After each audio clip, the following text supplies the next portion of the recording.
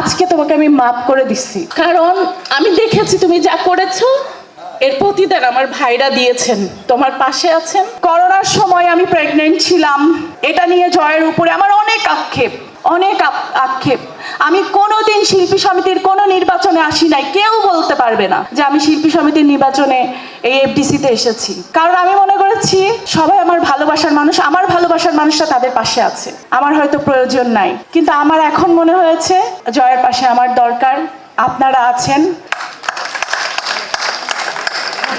অনেক অনেক ভালোবাসা, কৃতজ্ঞতা। আমি আর আমার এই কথা বাড়াবো না, খালি একটা কথাই বলবো, করোনার সময় তুমি আমাকে কষ্ট দিছো অনেক। তখন আমি প্রেগনেন্ট ছিলাম, আমি একা হসপিটালে গিয়েছি, সারা রাত কোমর ব্যথায় উঠতে পারতাম না বিছানা থেকে, আমি একা ওয়াশরুমে গিয়েছি।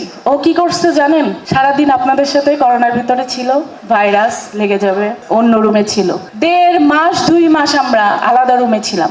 ও কি বলছে, নীর আমি আমার আর একটা ফ্যামিলি কেউ ছাড়তে পারবো না, তোমার পাশে তো আম্মু আছে, তোমার পাশে আমার শাশুড়ি আছেন, আমার আম্মু আছেন, কিন্তু আমার শিল্পীদের পাশে আমার দরকার, আমার জরুরি। সে ছিল। আজকে তোমাকে আমি মাফ করে দিচ্ছি,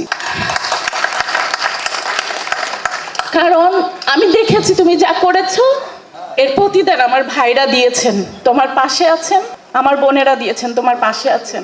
আর ইনশাল্লাহ আমি এটা বিশ্বাস করি, শিবা শানু ভাই জয় চৌধুরীর পাশে তারা থাকবে, তারা আছে, এবং আমরা ভবিষ্যতে একসাথে এগিয়ে যাব।